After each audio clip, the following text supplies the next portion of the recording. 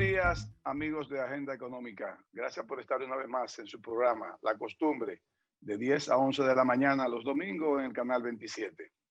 Hoy tendremos un invitado especial que va a ser de mucho interés de ustedes. Don Luis Manuel Piantini, es posible que esté con nosotros más adelante, no ha podido entrar todavía. Recuérdense, amigos, que esto es una tecnología por Zoom, porque todavía seguimos con algunas medidas sanitarias que las respetamos para fines de ayudar al gobierno a no contagiar o a que el contagio sea el mínimo. Buenos días, Carlos Flaquel, viceministro de Zona Franca y Regímenes Especiales.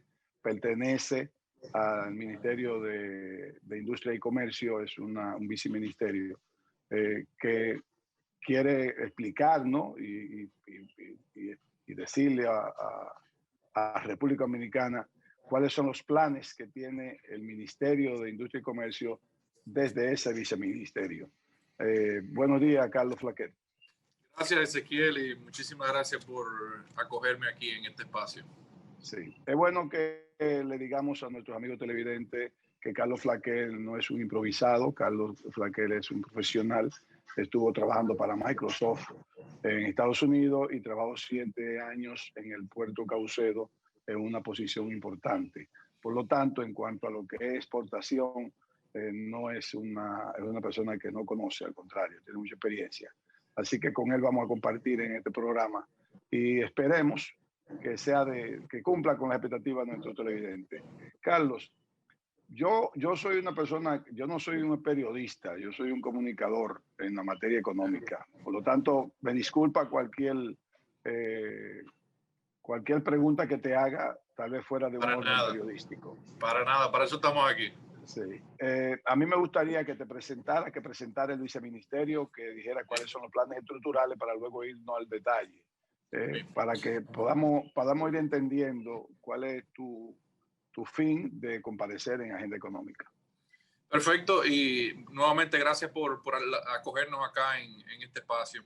El Viceministerio de Zona Franca y Regímenes Especiales es un viceministerio que pertenece al Ministerio de Industria, Comercio y MIPYMES. Y como así la ley orgánica lo determina, en temas de Zona Franca nos encargamos un poco de trazar lo que es la parte de política pública en ese sector. Como muchos de ustedes conocerán, está el Consejo Nacional de Zonas Francas de Exportación, que ya es el órgano que trabaja en el día a día y toda la parte operativa de las zonas francas. Nosotros más trazamos lo que es la parte de la visión a largo plazo y de la mano totalmente que estamos trabajando con el Consejo de Zona Franca de Exportación, que está nuestro buen amigo ahí, Daniel Liranzo, ahora como director. Y lo que venimos a hablar hoy, Ezequiel, es básicamente, aparte de comentarle un poco de los planes, es hablarles y dar a conocer, como te venía diciendo, este héroe silente de la economía dominicana, que ha sido la zona franca, que se ha probado en los últimos 6 meses, que es el sector que ha venido empujando la economía dominicana. Veía unos datos de lo que son las exportaciones de zona franca, y desde julio del 2020, en medio de la pandemia, Zona Franca ha venido teniendo récords de exportación con números nunca antes vistos. O sea, en los 6 meses, ese segundo semestre del 2020, las exportaciones han aumentado en comparación con 2019, que fue un año pre-pandemia, con sectores como dispositivos médicos y tabaco, teniendo hoy, a la fecha de hoy, más empleados de lo que tenían en enero del año pasado, y con un sector en 98% de su empleomanía totalmente recuperado. Eso está muy bien. Yo te tengo ahora 2 preguntas. Una que es para edificar y otra es para que tú nos digas en qué han aportado. El presidente Abinader, una de las cosas que dijo siempre fue que iba a tratar de eliminar las instituciones que de una u otra manera tengan, sea como una doble función, que hayan 2 instituciones que prácticamente hagan lo mismo. Tú diriges un viceministerio de Zona Franca y Regímenes Especiales. Tenemos un consejo de Zona Franca que lo dirige Daniel Liranzo, nuestro amigo, que también es amigo nuestro. Yo no sé qué hace una cosa, quién hace una cosa y quién hace la otra, porque siento entonces que el ministerio tiene un viceministerio y también hay un consejo. Pues, ¿en qué se diferencian ustedes a fin de que nosotros digamos, bueno, pero entonces se están contradiciendo en que quieren eliminar instituciones con la misma función, y aquí parece que sí lo hay. Sí, bueno, así como decía, hay una excelente pregunta, ¿verdad? Y una preocupación muy válida. Así como tú lo indicas, el Consejo, y como te lo indicaba hace unos segundos, el Consejo se trabaja todo lo que es la parte operativa del día a día, de la dinámica del día a día de todo lo que es Zona Franca. Trabaja temas de aprobación de permisos de importación, aprobación de permisos de exportación, todo lo que es las maquinarias, los formularios, cuando hay temas, por ejemplo, con el toque de queda, los permisos que hay que conseguir para las empresas Zona Franca, toda la parte de los formularios para las empresas nuevas, el acompañamiento para que una empresa nueva pueda tener dónde ir, dónde ubicarse. Tiene personas que trabajan todo lo que es la parte de promoción, de dar a conocer lo que son los parques disponibles, los terrenos, bueno, en fin, un sinnúmero de tareas específicas para hacer. Nosotros no trabajamos esa parte. Nosotros lo que vemos es a largo plazo, enfocándonos en lo que es la política pública de Zona Franca y la visión a largo plazo, entendiendo que desde el Ministerio de Industria, Comercio y MIPIMES es transversal a la industria. O sea que tenemos que ver temas con la industria local, tenemos que ver temas con encadenamiento con las MIPIMES. Entonces, nosotros desde nuestra posición, una visión un poco más holística, y ya el Consejo Nacional de Zona Franca trabaja todo lo que es la parte operativa de ese día a día y ese contacto directo con las empresas de Zona Franca. Eso es un poco la división que hay ahí y por qué está separado de esa forma. ¿Y quién da entonces la licencia, si se quiere, o quién determina cuando hay un proyecto, una empresa, un inversionista extranjero o un dominicano quiere tener una empresa de Zona Franca? ¿Quién le da finalmente la aprobación de que sí, usted puede ir a un régimen de Zona Franca?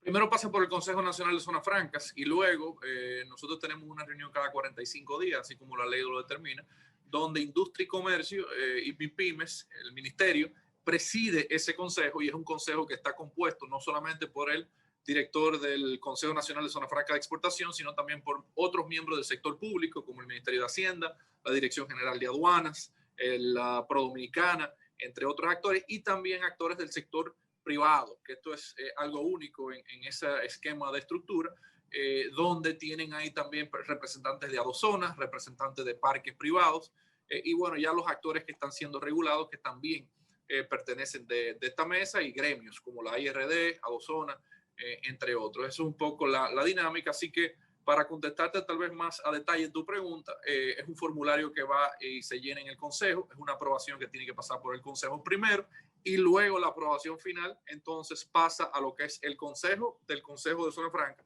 que ahí es donde nosotros presidimos, y son reuniones que se efectúan aproximadamente cada 45 días. En ese tránsito o protocolo para finalmente que te den la aprobación, ¿cuál es la opinión que más pesa? ¿La del Consejo o cualquiera de esos, de los miembros que pertenecen, puede objetar? Cualquiera.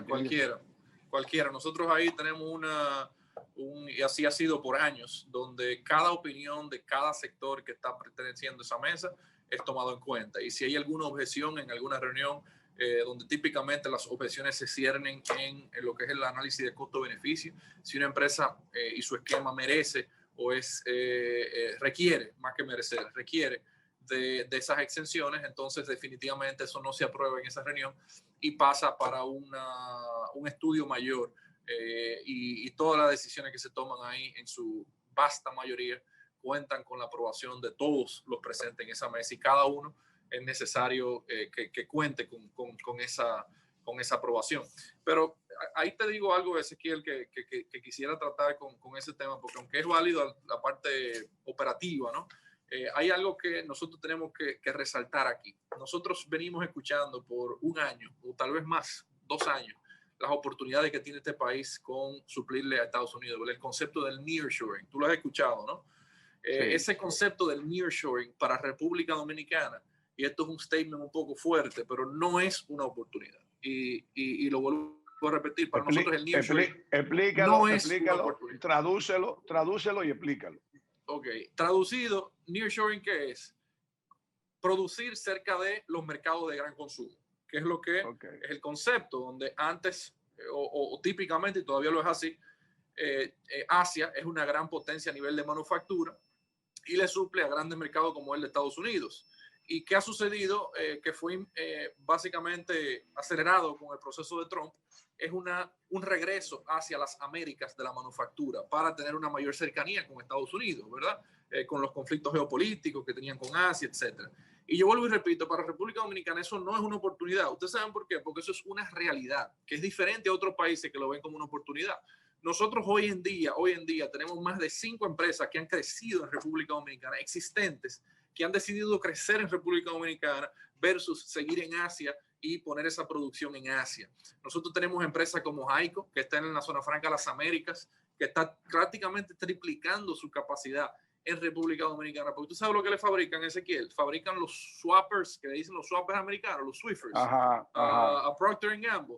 Y ustedes saben que las personas en su casa se han mantenido en su casa y lo que están haciendo es limpiándola más, ¿verdad? Entonces la demanda de ellos se ha alzado por los cielos de esos productos que ellos fabrican en República Dominicana, pero también está Clorox, ellos le fabrican los envases a Clorox y productos de limpieza al fin está teniendo también un auge en su demanda y por ende han tenido que duplicar y prácticamente triplicar su capacidad en República Dominicana. Pero también hay otras, una empresa que es una multinacional que se llama Eaton, que trajo de Asia una manufactura de variadores de frecuencia que la tenía en Asia y la trajo a República Dominicana. Este año pasado crecieron casi 700 empleados adicionales. En medio de la pandemia, cuando estaba todo el mundo en suspensión, ellos crecieron y sus exportaciones crecieron 7%. Y eso, vuelvo y digo, es una realidad, eso no es una oportunidad. Y así como esos dos casos, Jaime, mira, te puedo mencionar 5 o 6 más de situaciones que se han generado aquí, ¿verdad? En República Dominicana, porque han decidido las empresas ampliar y expandir en República Dominicana. Dispositivos Médicos tiene 2.500 empleados más este enero de lo que fue enero del año pasado. O sea, crecieron. Nosotros ya no podemos llamar a nosotros la isla de los dispositivos médicos, porque de las 30 multinacionales de dispositivos médicos más grandes del mundo, 8 fabrican en República Dominicana, 8. O sea, eso es prácticamente... De 30, 8 son de aquí. Sí. 8 fabrican aquí en Dominicana. Okay. Eso es un 30. No, correcto, eso es prácticamente un 30%, sí. 30, 31%. Sí, entonces, sí. Eso es una historia, Ezequiel, que de verdad es increíble lo que ha podido lograr. Y donde nosotros estamos trabajando muy fuertemente en cambiar lo que es esa retórica de que Zona Franca no tiene un impacto en la economía local. Eso es lo que siempre se ha dicho. Déjalo ahí, como dice, déjalo ahí. Yo te voy a hacer varias preguntas. Tú la vas a contestar. Tú me dijiste que las exportaciones de tabaco crecieron, que crecieron de otro producto. Y yo te iba a decir, Carlos, ¿y qué ustedes han hecho en estos 6 meses con relación a eso? O sea, ustedes están hablando con orgullo como dominicanos y con orgullo como gobierno. ¿Está bien? Correctamente. De que las exportaciones están creciendo. ¿Qué ha hecho el gobierno en estos 6 meses para ayudar a que las exportaciones crezcan? Esa es una. Segunda, ¿cuál es el pensamiento que tiene este gobierno con relación a preservar los beneficios que se le otorgan a la zona franca en República Dominicana con relación a otros países? Porque venimos por ahí con una reforma fiscal integral. Muchos teóricos tienen la idea de que se le quite, de que se eliminen los incentivos a esos sectores, turismo, zona franca, etcétera. De hecho, si no me equivoco, creo que el BID habló de quitarle, de reducirle los beneficios a la zona franca republicana a fin de que medie.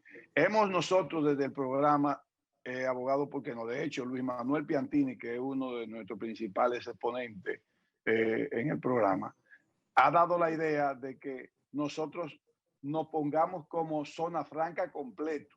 Y yo le agrego siempre a él zona franca industrial, porque uno de los vicios que para mí tiene, y escúcheme la exposición tan prolongada de mi parte, que no, por favor.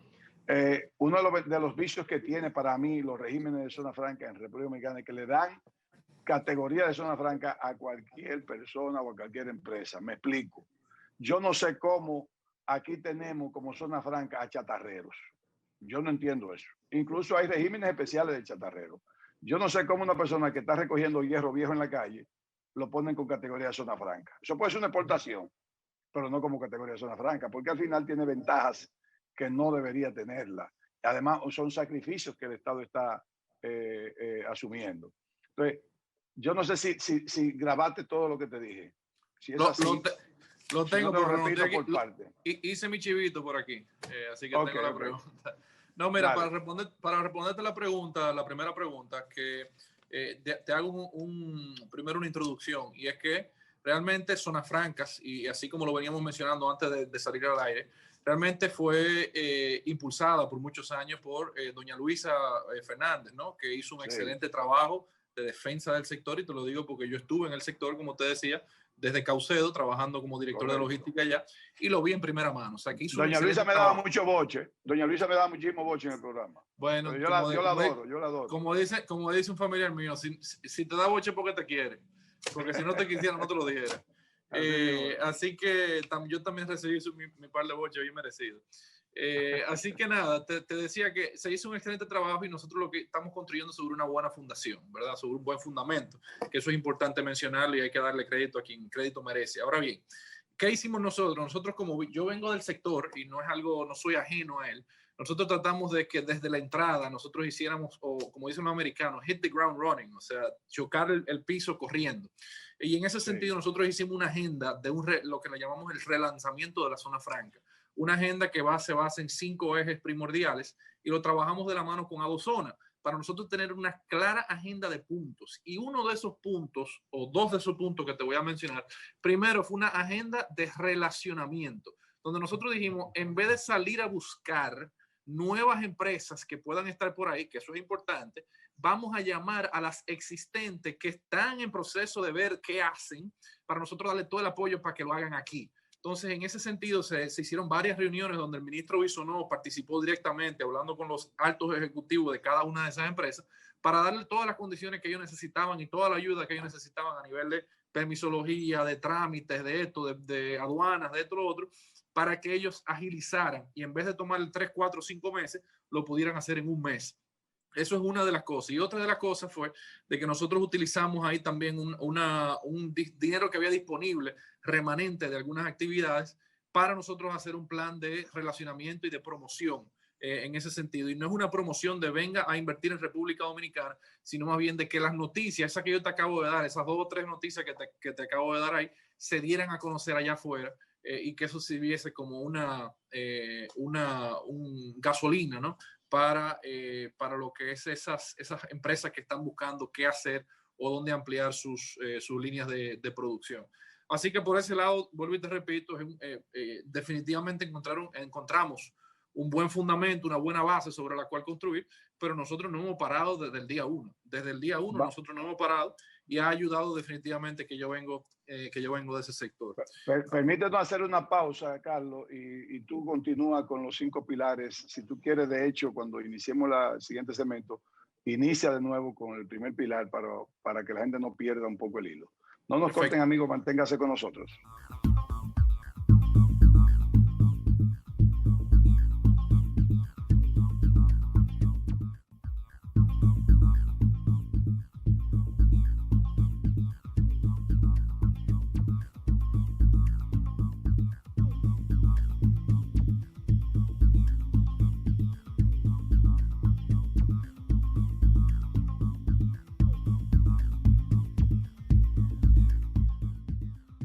Continuamos con el programa Agenda Económica. Estamos hablando con Carlos Flaquer, viceministro de Zona Franca y Regímenes Especiales del Ministerio de Industria y Comercio y MIPIMES.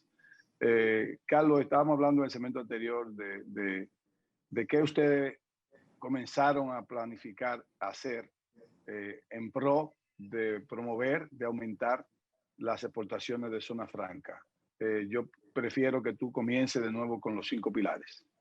Perfecto. Mira, esos 5 pilares, el primero de ellos es permisología eficiente, burocracia cero, que lo ha mencionado varias veces el presidente Luis Abinader. Y ahí yo, que vengo tal vez de una dinámica distinta, sé que lo que no se mide no se puede mejorar. Y en ese sentido, lo que nosotros hicimos y nos abocamos por 2 meses fue a mapear todos los trámites asociados a Zona Franca, todos. y no solamente lo que tiene que ver con industria y comercio y con el consejo. Tengo años escuchando de burocracia cero, aceleramiento, ventanilla única, y no he visto ningún avance en ese respecto. Así es. No, yo también, eso es lo grande, que yo también tengo muchísimos años escuchándolo. Pero ¿qué nosotros hicimos? Nos buscamos a la acción, mapeamos todos los permisos, todos los trámites que tienen que ver asociados con eso, y nosotros no nos vamos a abocar a una reforma estructural de todo, ¿verdad?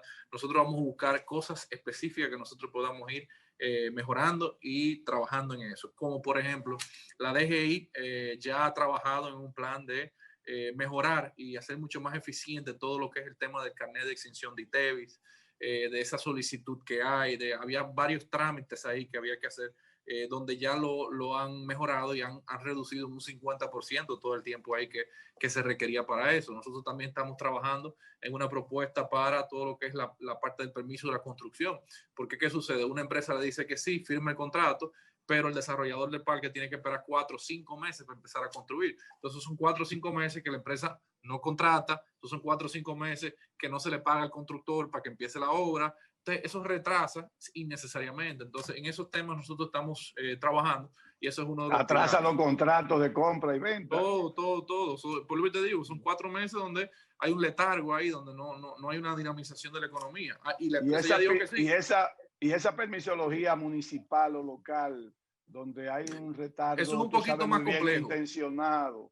Es un poquito más complejo y ahí eso son otras cosas que se están trabajando en otras regulaciones que requieren un poquito más de tiempo porque ya son temas de leyes, ¿verdad? Y eso es algo que no solamente afecta a Zona Franca, y hago un acápite aquí, una parte aquí bien brevemente con el tema de cine. Hay empresas productoras internacionales que se han quejado porque van a Samaná a grabar algo, tienen que pagarle un permiso por una cosa, después se mudan a Río San Juan, por Nagua, y al lado, y tienen que, se le triplicó, y dice, pero ¿y cómo es esto? Bueno, porque es el cabildo tal, ahora es este cabildo, entonces es un tema que esta calle pertenece a este cabildo. Exactamente, entonces esos son temas, ¿verdad?, que ya se están trabajando a nivel de otras regulaciones de cómo mejorar. Ahora bien, ese segundo eje, que es el tema de promoción, ya hablamos de esa parte, ¿verdad?, lo que estamos haciendo a nivel de promoción, de ese proceso de relacionamiento, porque la gente alguna vez se confunde. Vamos a traer nuevas inversiones, pero señores, en el patio tenemos muchísimas empresas que pudiesen duplicar o triplicar sus producciones, y lo que necesitan tal vez, como dicen popularmente, un chin de cariño. Entonces, eso es lo que nosotros hemos hecho. Hicimos un mapeo de todo lo que son los actores multinacionales acá presentes y empezamos a llamarla, a tener contacto con sus CEOs, y a raíz de eso han surgido varias oportunidades nuevas y han acelerado oportunidades existentes. Porque es utópico pensar que nosotros en 6 meses, ¿verdad?, hemos podido impactar directamente lo que se está funcionando hoy. No, eso son cosas que venían corriendo, que lo que nosotros hicimos fue empujar un poquito más. Ahora es que van a venir esas cosas y el impacto de esas cosas que nosotros empezamos a hacer hace 6 meses, y de eso hay que estar claro. El tercer punto es encadenamiento. Ezequiel, son 3.600 millones de dólares que importan de materia prima la Zona Franca. Oye, lo repito, 3.600 millones de dólares que importan para su proceso.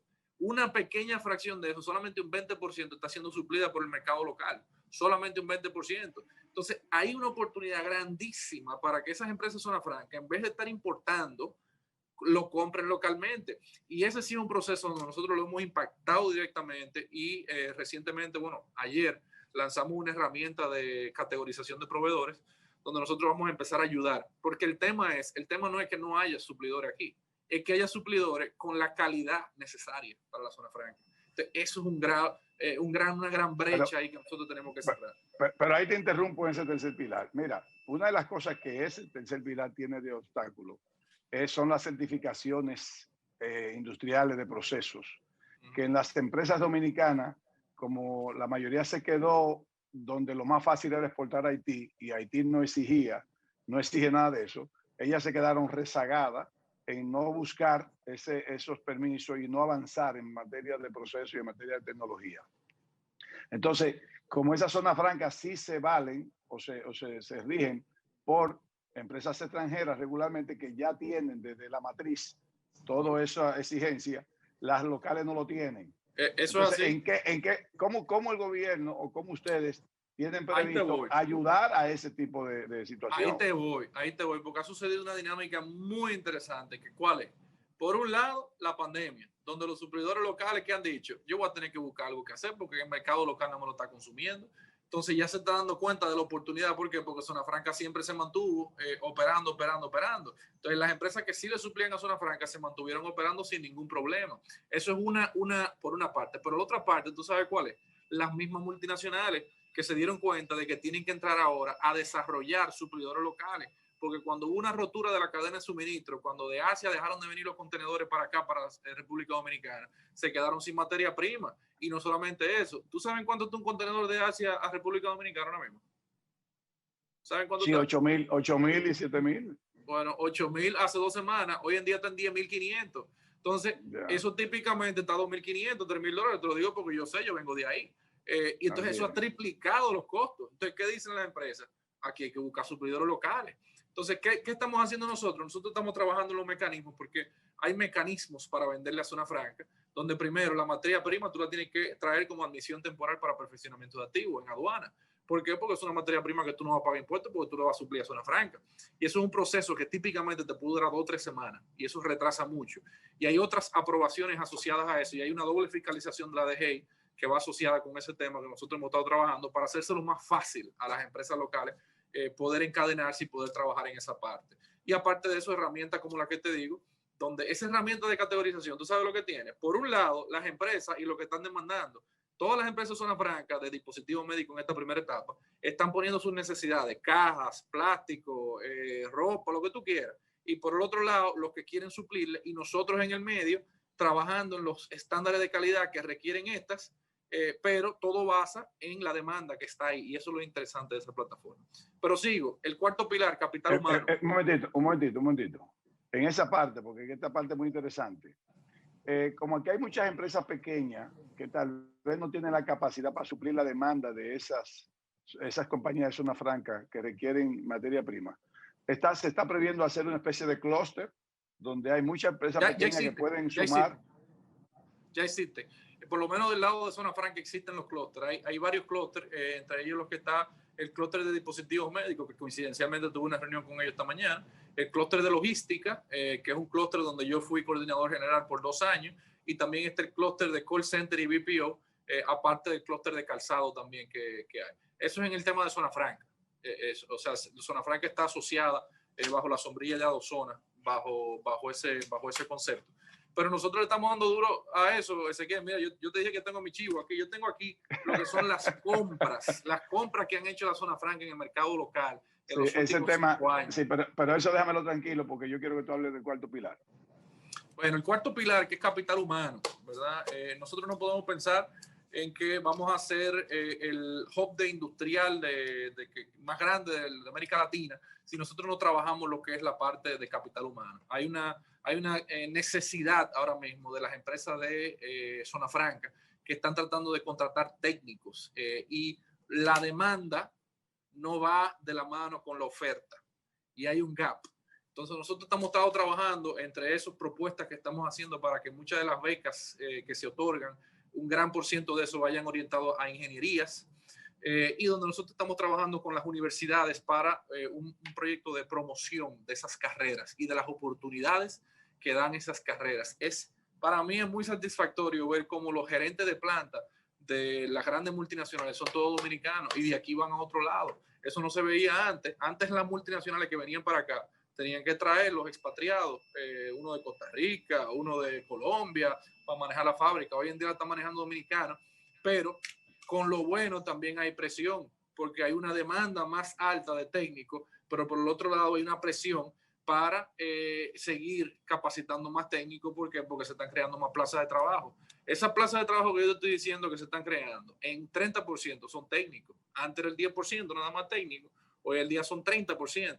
Y esta empresa que te mencioné, Eaton, y tal vez estoy dando aquí una primicia, pero me aprobaron el hablar, están creando un centro de investigación y desarrollo frente a Frente Intec, donde no solamente van a producir en Pisa, donde están produciendo, sino que ese centro va a ser investigación y desarrollo en tema eléctrico y electrónico.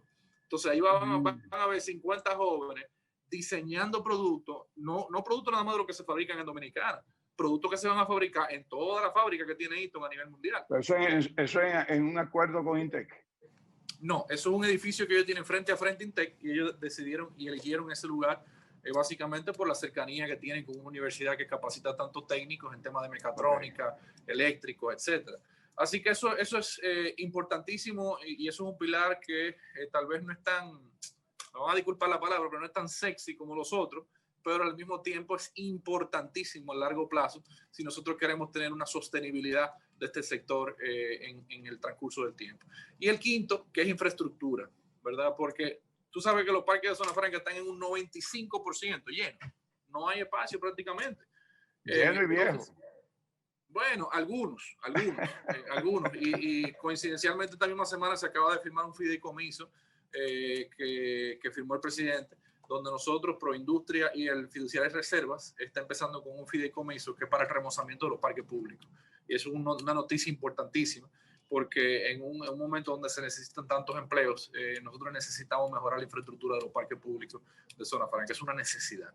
Pero ya hablando en el tema de infraestructura, no puede ser posible, Ezequiel, que para un joven o para una persona le resulte más fácil ir a una feria de préstamos de vehículos y sacar con un vehículo inmediatamente. Pero si quieres salir a construir una nave para poder poner una industria, para hacer algo, tiene que pasar las 1001 para conseguir un financiamiento. Entonces, en ese sentido, estamos trabajando junto con el sistema financiero local, consiguiendo algunas facilidades y préstamos con tasas más blandas y algunos mecanismos ahí para ver de qué forma nosotros también trabajamos una parte tan importante como la que es la infraestructura, porque siempre pensamos, vamos a traer empresas, pero ¿y dónde se van a ubicar? Hay que saber dónde se van a ubicar. Entonces, en esa parte, esos son los 5 ejes que te había mencionado. Ahora, como yo tengo mi chivo, yo sé que el segundo punto que tú subiste fue beneficios, ¿verdad? Y eso es algo, una discusión muy interesante. Incentivos y beneficios. Correcto, es una discusión muy interesante. ¿Por qué? Porque nosotros competimos. Sí, un momentito, Flaquer. Sí, yo no sabía que Piantini ya estaba en el aire. Lógicamente, Piantini ya terminó los 5 pilares. Bueno que tú comiences con el programa, lógico. Gracias, Piantini. No sabía que tú estabas allá. Te doy la bienvenida y el saludo, Luis Manuel Piantini. Y Flaquer, bueno, un placer que tú estés igualmente con el programa. Pero ya Carlos, Luis Manuel y Daniel Liranzo son como hermanos. ¿Es verdad? Sí. Bueno, de todas formas, sí, Ezequiel hizo unas preguntas adelante que yo le escuché realmente, que hemos estado insistiendo de que por qué el país no se convierte en una zona franca completa de todas las empresas que exportan. Y segundo, el temor de que los incentivos que hay se diluyan en una nueva reforma fiscal. El problema es que cuando tú encuentras organismos internacionales que comienzan a hablar y a cuestionar incentivos que tienen sectores que han sido exitosos, porque el turismo y zona franca han sido los sectores más exitosos que hay en los últimos 30 o 40 años, con excepción de minería, eso es otra cosa, en la República Dominicana. Y no estamos diciendo que son incentivos propios de República Dominicana, son incentivos que hay también en otros mercados con los que nosotros competimos. Entonces yo digo, perfecto, ok, entonces procura que México lo quite, procura que nosotros lo quiten, procuran que ahora a Puerto Rico, con todos los incentivos que le están comenzando a dar, porque a Puerto Rico le van se está meneando Puerto Rico y puede ser que logre muy buenos incentivos para atraer empresas que van a ser competidoras con nosotros. Entonces, que si nosotros quitamos los pocos incentivos que hay a los sectores que han sido exitosos, ¿qué va a pasar? Entonces, el problema es que tú quieres atraer empresas, pero hay empresas que están oyendo que hay una reforma fiscal que viene y no saben si esa reforma fiscal va a quitar los incentivos. Entonces, no me instalo, porque hasta que eso no me lo aseguren de que no va a pasar, no me voy a instalar. Sí. Y eso es parte de por qué nosotros hemos estado haciendo también el proceso de relacionamiento, porque conocemos eso. Inclusive tan reciente como la semana pasada, el ministro de Hacienda de Costa Rica tuvo que salir a dar unas declaraciones. ¿Por qué? Porque había un ruido de que querían quitar ciertos incentivos y había multinacionales que pararon expansiones en Costa Rica a raíz de esos rumores, porque un simple rumor te frena cualquier proyecto, porque lo que dicen es vamos a esperar a ver qué es lo que sale de aquí. Entonces, creo que prueba de eso que yo estoy diciendo es el hecho de que ahora mismo hay 6 multinacionales en proceso de expansión de sus líneas de producción. Y es a raíz de también ese proceso de relacionamiento que nosotros venimos haciendo, donde le estamos comprobando y diciéndole a ellos la confianza que pueden tener en que en esta reforma fiscal lo que son los incentivos que tienen y la estructura de zona franca como tal no va a ser modificada. Y eso es algo importantísimo que se conozca, que se sepa y que sientan esa confianza en lo que es esa parte. Y los incentivos para mí van de dos formas. Uno es lo que usted dijo de benchmark. Hay que conocer qué es lo que están haciendo los otros países de la región. Eso es lo primero. Pero lo segundo, hay que conocerse uno mismo. ¿En qué es que no somos tan competitivos? Costa Rica, por ejemplo, tiene un nivel de tecnología superior al de nosotros. Y un empleado para ciertas líneas de producción, tal vez hay que entrenarlo nada más 2 meses versus los 5 meses que hay que entrenar a un dominicano en esa misma línea. Entonces, esos son 3 meses de salario que se le está pagando una cantidad de empleados, donde eso se llama un costo hundido, donde no hay forma de tú recuperarlo. Entonces, hay que entender esas dinámicas y hay que entender, por ejemplo, el costo de electricidad, cómo nosotros nos comparamos con otros costos de electricidad, porque al final esas decisiones son financieras. Entonces, esos incentivos tienen que estar orientados primero a, como usted bien decía, qué están haciendo los otros países. Puerto Rico está fuertemente atrayendo empresas farmacéuticas, Costa Rica con los dispositivos médicos, y entonces, en segundo lugar, conocernos a nosotros mismos, cuáles son nuestras estructuras de costo, en qué somos competitivos, en qué no, y entonces otorgar incentivos que puedan compensar un poco esa diferencia que tenemos con otros países. Carlos, vamos a hacer la última pausa. Venimos en un ratito, a los amigos televidentes que no nos corten, y ya venimos con la parte final para que tú vayas concluyendo y dé los datos del chivo que trajiste al programa. Perfecto. No nos corten, amigos.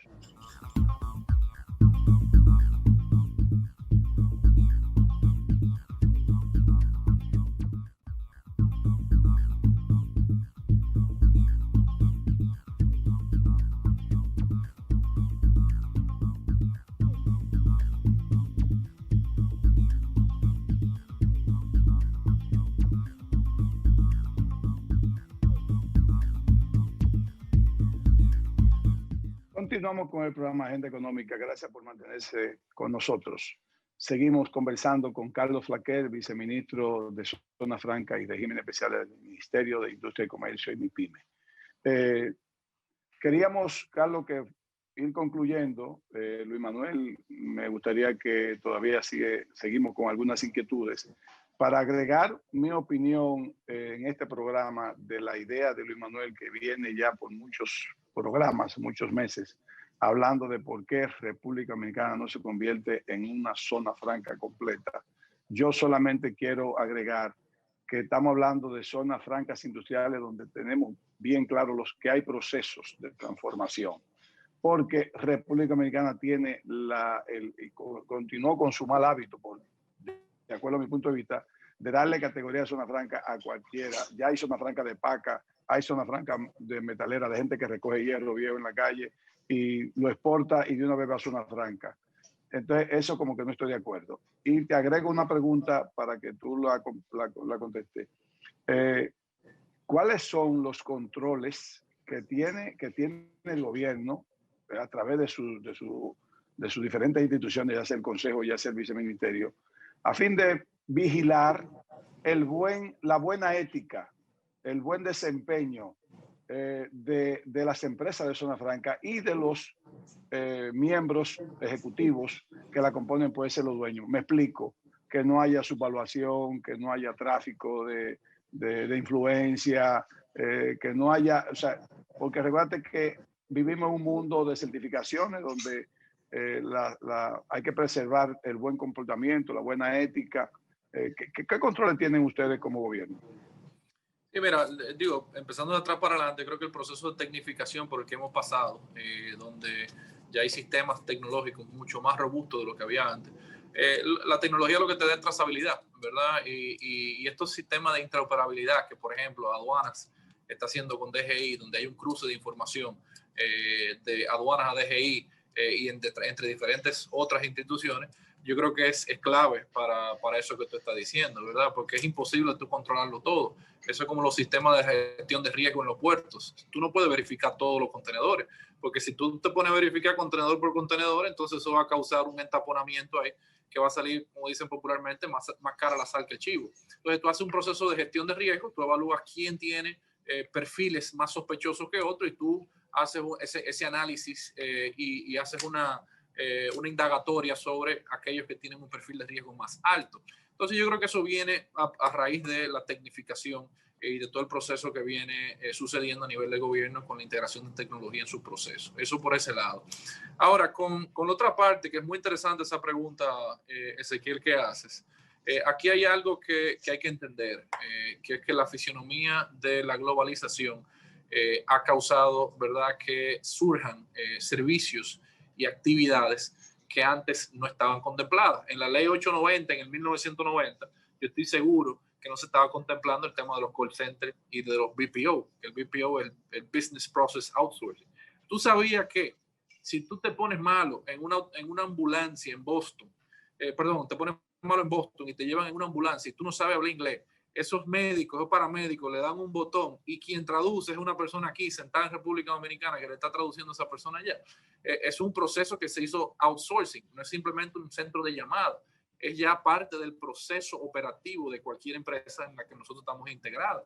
Nosotros no podemos pretender que eso se ubique necesariamente en un parque de zona franca. Para eso se habilitaron los parques de zona franca especiales, donde ustedes ven call center aquí en medio de la ciudad de Santo Domingo. Pero ¿qué ha sucedido en medio de la pandemia? Otra cosa, no podían salir de su casa a trabajar en las oficinas. Entonces entró el teletrabajo y hay una empresa, por ejemplo, como Teleperformance, que fue una que recientemente inauguramos su expansión, donde están empezando con el modelo de teletrabajo. Así que si tú sabes hablar inglés y tú estás en Samaná, ya tú puedes trabajar con esa empresa, no tienes que vivir solamente en Santo Domingo. Entonces, ¿cómo tú ajustas las regulaciones constantemente para adaptarse a eso? Y esos son los grandes retos. Quien más rápido se adapta es el que más sale ganando. Esa es la verdad, la teoría de que no es el más fuerte, sino el que mejor se adapta, el que sobrevive. Entonces, en ese sentido, yo creo que evidentemente tenemos que seguir trabajando en el régimen de consecuencias. Eso es un hecho, ¿verdad? Y tenemos que seguir trabajando en el régimen de consecuencias para que lo haga mal, salga con consecuencias de ese proceso. Y en eso hemos estado y ya han surgido 2 o 3 casos ahí que hemos atendido y que se ha trabajado con lo que la ley dice. Y la ley es bien clara en ese sentido. O sea que tenemos que ir poco a poco trabajando en corregir lo que está mal, pero hay que entender la dinámica de negocio de hoy en día.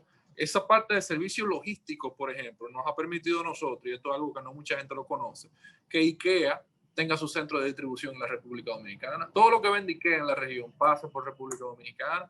Todo lo que vende Nestlé en la región, por ejemplo, pasa por República Dominicana. Y así muchísimos otros casos más. Y todos esos son casos de zona franca.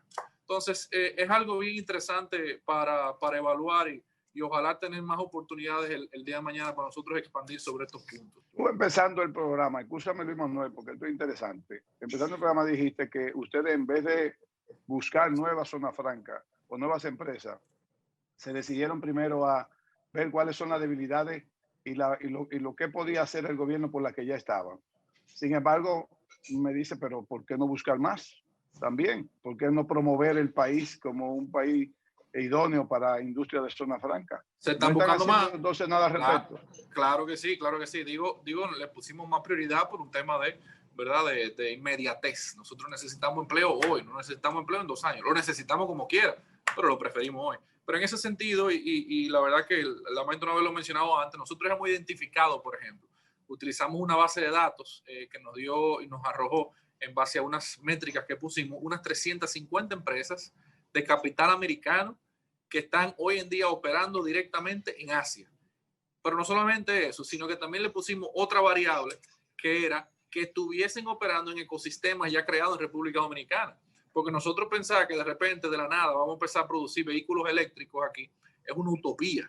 Ahora, ¿qué nosotros sí tenemos? Eléctrico, electrónica, tenemos medical device, o sea, dispositivos médicos, textil, calzado, y en base a esas variables y otras más, nosotros identificamos unas 350 empresas donde el ministro le está mandando cartas personalizadas a cada uno, invitándolos a conocer un poco más de República Dominicana, donde tenemos el contacto de sus ejecutivos, ya le mandamos correo y estamos dándole seguimiento a cada uno. Ahora, que las 350 van a responder, no, pero que respondan 3, ya nosotros salimos ganando. ¿verdad? Entonces, ese es lo que estamos haciendo y seguimos con ese trabajo de inteligencia ahora mismo y vuelvo y digo, es un trabajo de inteligencia focalizado. Bueno, nosotros pudiésemos salir allá afuera y gastar millones de dólares en promoción, pero no tenemos, ¿verdad? Los recursos son limitados, entonces tenemos que ser estratégicos y efectivos en ese sentido. Y por eso hablaba del tema de relacionamiento, pero también de la atracción de nuevas empresas siempre y cuando sea un trabajo focalizado. No, yo solamente lo que le diría es que lo aconsejo a que la parte oficial señale de que en una reforma futura no va a haber ninguna eliminación de los incentivos de zona franca para que todo el mundo esté enterado, para que no haya excusa posteriormente, y eso reforzaría la posición del país en el sentido de que le da confianza al inversionista de venir a República Dominicana porque las reglas del juego no le van a ser cambiadas. Carlos, quedan pocos minutos. Sería bueno que tú, basado en esa inquietud de Luis Manuel y esa idea, pues te haga una exposición final de seguridad y de qué otras cosas se te pudo haber quedado informar a los televidentes de la económica. Y la seguridad la puedo yo dar hasta cierto punto, porque evidentemente con el tema de la reforma fiscal no soy un vocero autorizado ni mucho menos, y hay autoridades que tienen que pronunciarse al respecto, ¿verdad? Le digo lo que nosotros venimos trabajando y en lo que nosotros hemos venido discutiendo a nivel interno sobre este tema, y definitivamente tenemos casos muy lamentables como es el de Puerto Rico, que cambió sus estructuras en su momento de beneficios y de incentivos y pasó desde ya para acá a serios problemas a nivel de éxodo de capitales importantes y pérdida de plazas de trabajo. Así que tenemos ejemplos bastan sobre lo que es los peligros de esto y definitivamente, como decía Piantini, si lo quito yo y lo mantiene otro, entonces todos van a migrar hacia allá y al final voy a terminar perdiendo y el otro ganando. Entonces, esas son cosas que tenemos que ver y que trabajar más con mucho cuidado. Así que nada, yo para cerrar, yo entiendo que la historia... Los datos que tú tienes ahí, Carlos, dilo rápido. Bueno, yo te puedo decir el impacto que están teniendo la zona franca y aquí en este chivito que tengo, que se ve chiquito evidentemente, aquí vemos como desde el 2015 al 2019 las compras de zona franca en el mercado local se han duplicado de 33.000 millones, y todo esto son datos de la DGI, 33.000 millones en el 2015 a 61.000 millones en el 2019.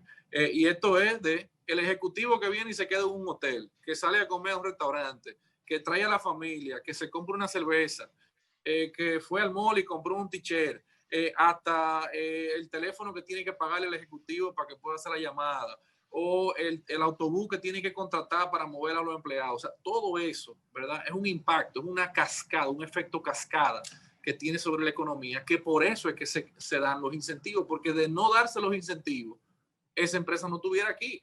Entonces, eso es lo que tenemos que pensar y enfocarnos en eso, donde es verdad, yo te estoy dando y te estoy diciendo, mira, no me dé ese peso, pero por el otro lado estoy recibiendo 5 pesos. Entonces, de yo decir, no, le voy a cobrar ese peso, pues dejo de recibir los 5. Esa es la forma en la que nosotros tenemos que ver esta parte y definitivamente la zona franca es una historia y nosotros le estamos llamando el gran milagro dominicano, porque donde mundialmente todos los sectores se han deprimido, en República Dominicana nosotros tenemos un gran milagro que son las zonas francas que crecieron en medio de la pandemia y que por 6 meses consecutivos han tenido récord en sus exportaciones. Y eso es algo único y algo donde nosotros hemos sido el socio de manufactura más confiable de los Estados Unidos en medio de la pandemia, supliéndole los dispositivos médicos, algo de primerísima necesidad, salen de aquí de República Dominicana, y eso es una historia que nosotros tenemos que contar y la gente tiene que conocer y sentirse orgulloso de eso. ¿Cuántas solicitudes pendientes de aprobación para empresas de zona franca tiene el viceministerio o el consejo? El consejo tiene, entiendo yo, para la próxima reunión que va a ser la semana que viene, unas 6 solicitudes nuevas de empresas, pero hasta la fecha y en los 6 meses que tenemos hemos aprobado unas 17 empresas. ¿En este año? Pues lo que va bueno, en los últimos 6 meses, desde agosto desde agosto, 16 de agosto hasta enero de este año se han aprobado unas 17 nuevas empresas. O sea que estamos viendo que vamos a tener un crecimiento de un 1%, 2% con relación a la que ya existen. En por ciento no te sabría decir. Ahora, yo sí te puedo decir algo. Las exportaciones de dispositivos médicos este año van a superar en 15% o más las del año pasado. Eso te lo puedo decir yo casi como un hecho. Vienen una noticia muy interesante. Viene una noticia muy interesante en ese sector de dispositivos médicos con nuevas líneas de producción que van a estar escuchando en la próxima semana. Y definitivamente ese sector va a crecer, como vuelvo y digo, y me podré equivocar, me estoy lanzando aquí al vacío, ¿verdad? Pero yo estoy prácticamente seguro, en base a los números que estamos manejando, que van a aumentar en más de un 15% esas exportaciones de dispositivos médicos. ¿Hay alguna empresa pendiente de aprobación del sector textil? De textil no se sabría decir, porque la verdad que nosotros, esa reunión va a ser el jueves próximo y tendría que confirmar ese dato. Tendría que verificar ese dato porque no quisiera decirte algo que no esté totalmente verificado. Bien. Carlos, el programa ya, Julio nos indica que terminó, así que gracias por tu participación. El programa está a tu orden para cualquier otra comparecencia que el Ministerio de Industria y Comercio quiera o que el Viceministerio también quiera. Y a Daniel Iranzo de aquí también le ponemos el programa a la orden. Gracias por tu presencia. Muchísimas gracias. Gracias a ustedes, amigos televidentes, por su atención. Que Dios los bendiga. Hasta la próxima entrega.